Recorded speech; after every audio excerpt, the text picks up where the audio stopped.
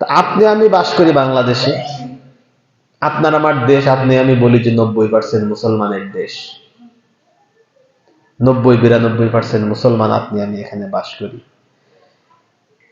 জানুস দেবতা বা এই খ্রিস্টীয় দেবতার যে আচার অনুষ্ঠান, এটা তো আপনার আমার কাছে, আপনার আমার এখানে হওয়ার কথা ছিল না। ছিল? কিভাবে আসলো? ইতিহাসের দিকে যদি আমরা তাকাই, ইতিহাস আমাদের সকলের কাছে পরিষ্কার।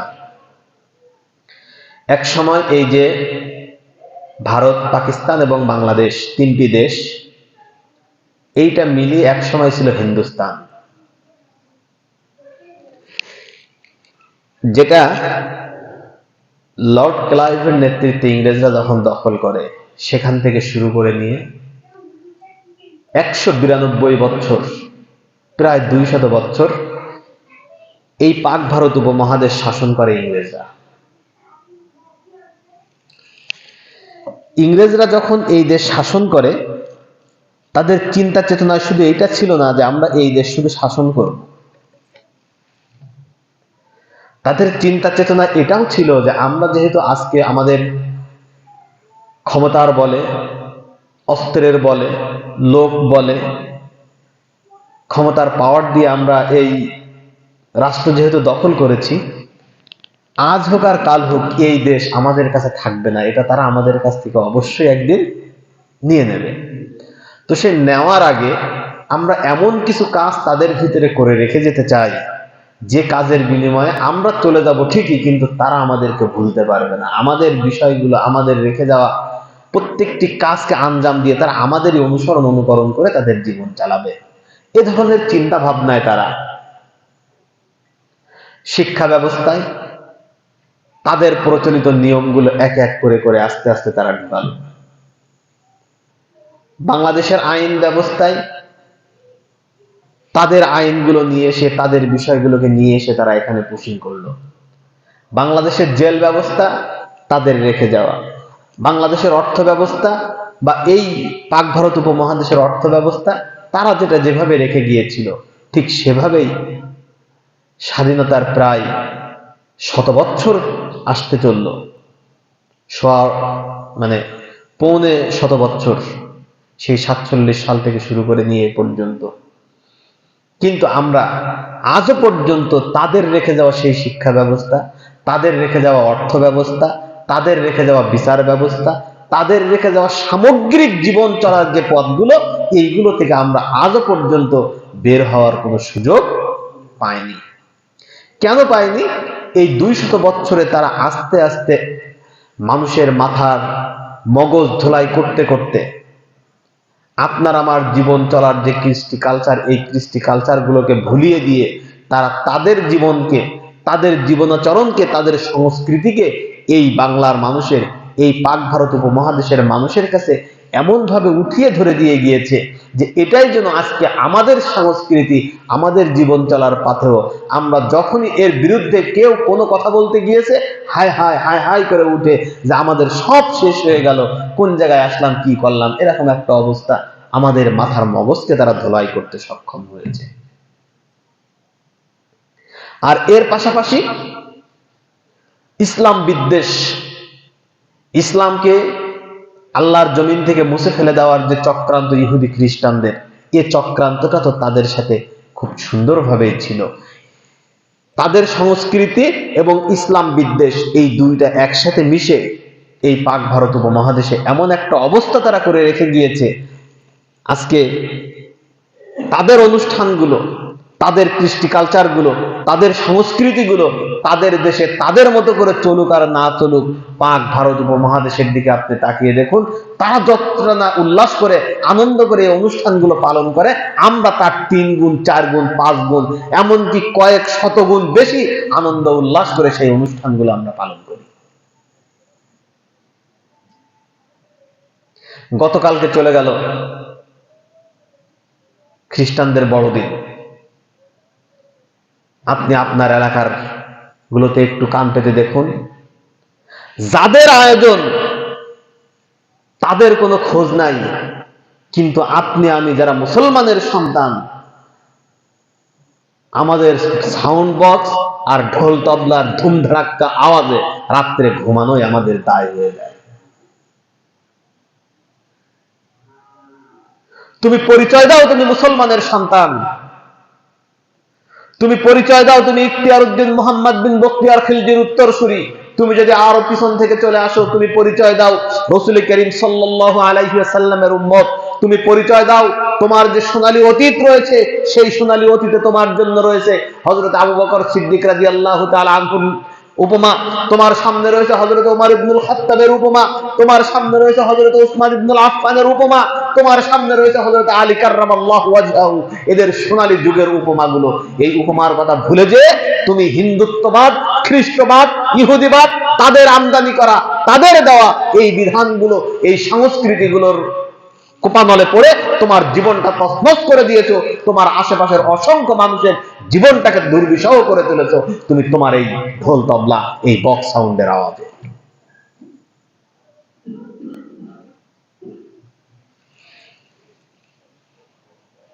সম্মানিত হাজিরিন,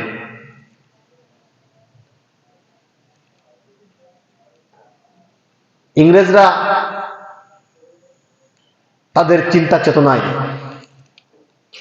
ইতিপূর্বে অনেকবার অনেকভাবেই তারা গবেষণা করে দেখেছে।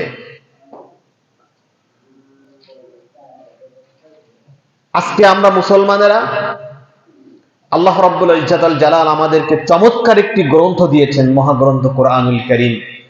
এই পৃথিবীর বুকে শ্রেষ্ঠতম জীবন বিধান ইসলামের অনুসারী আমরা।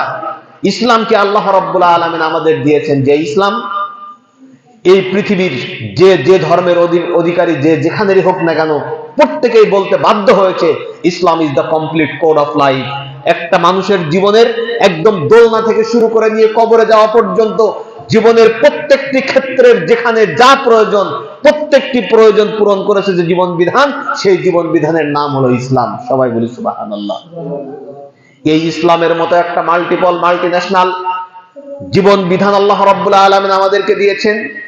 এমন একটা সংবিধান, এমন একটা জীবন বিধান আল্লাহ রাব্বুল আলামিন আমাদেরকে দিয়েছেন, মহাগ্রন্থ কোরআনুল কারীম, যার ভিতরে সন্দেহের কোনো অবকাশ নাই।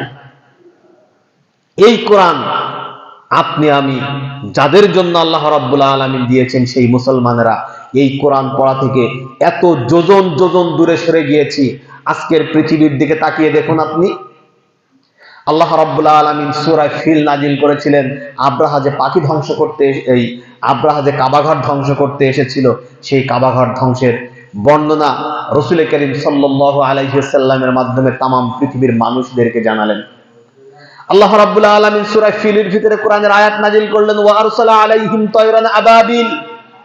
আল্লাহ রাব্বুল আলামিন তাদের উপরে আবাবিল নামক পাখি প্রেরণ করেছেন। এই পাখি কি করেছে? ওয়া আরসালা আলাইহিম তায়রান আবাবিল তারমিহিম বিহিজারাতিন মিন সিজ্জিল। এই পাখিরা ঠোঁটে করে তাদের পায়ের নখে করে কঙ্কর, ছোট্ট ছোট্ট পাথর কণা এনে তাদের উপরে নিক্ষেপ করেছে। আর এর ফলে, এই নিক্ষেপ করা পাথরের ফলে, এই ছোট্ট ছোট্ট পাথর কণায় আল্লাহ রাব্বুল আলামিন এত শক্তি দিয়েছেন যে গরু চাবিয়ে চাবিয়ে বারবার চাবানোর পরে যেমন একটা ভুসি তার কোনো অস্তিত্ব থাকে না, অস্তিত্বহীন হয়ে যায়, তারা ঠিক ওই রকম অস্তিত্বহীন হয়ে গিয়েছে। আজকে মুসলমানদের কাছে কোরআন, মুসলমানরা 5 ওয়াক্ত নামাজে পড়ে আলাম তারা কাইফা ফাআলা রাব্বুকা বিআসহাবিল ফিল, এই আয়াত সূরা বারবার পড়ে, তাদের মনে একটা বারের জন্য কোন ধরনের নতুন কিছু তৈরি করার বাসনা জাগলো না। আর এই আয়াত ইহুদি খ্রিস্টানরা তারা পড়ে তারমিহিম বিহিজারাতিন মিন সিজ্জিল, এই আয়াতের ব্যাখ্যা করে বিশ্লেষণ করে তারা এর থেকে আজকের এই আধুনিক দুনিয়ার অ্যাটম বোম সহ যত বম্বিং কার্যক্রম দেখি সবকিছু আবিষ্কার করেছে তারা এখান থেকে।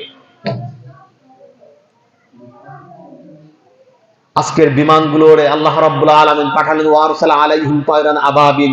এর থেকে অনুপ্রাণিত হয়ে তারা, পাখি যদি উড়ে যেতে পারে এভাবে, মানুষের তৈরি করা যন্ত্র কেন উড়বে না? গবেষণা করে তারা বিমানগুলো বানালো, কত কিছুই তৈরি করলো। বিজ্ঞান আপনার আমার জীবনের সাথে ওতপ্রোতভাবে জড়িত, অস্বীকার করার উপায় নাই। কিন্তু বিজ্ঞানের যে সূত্র যে বিজ্ঞানে আবিষ্কার করে, আজ পর্যন্ত কোনো বিজ্ঞানী কোনো সূত্র স্থির হয়ে দাঁড়াতে পেরেছে যে এইটার পরিবর্তন হবে না। এই যে সূত্র আমরা দিলাম, এই সূত্র কোনো পরিবর্তন নেই। আজীবন কাল কিয়ামত পর্যন্ত এই সূত্র এখানে স্থির থাকবে, এইটা বিজ্ঞান দাঁড়াতে পেরেছে? আল্লাহ রাব্বুল আলামিন এই সমগ্র পৃথিবী নিয়ে বিজ্ঞান কেন্দ্রিক যতগুলো কথা কুরআনুল কারীমে আজ থেকে ১৫০০ বছর আগে রাসূল করিম সাল্লাল্লাহু আলাইহি ওয়াসাল্লামের উপরে নাজিল করেছেন, আজকে খুঁজে খুঁজে বিজ্ঞান এসে ঠিক সেই জায়গায় সেই বিষয়গুলো প্রমাণ করছে যে হ্যাঁ, এই বিষয়টা ওভাবে না, কোরআন যেভাবে বলেছে এইভাবেই এই বিষয়গুলো প্রতিফলিত হয়। এই কোরআনের ধারে কাছে, এই কোরআনের ভিতরে আমরা কোনোভাবেই আসতে চাই না।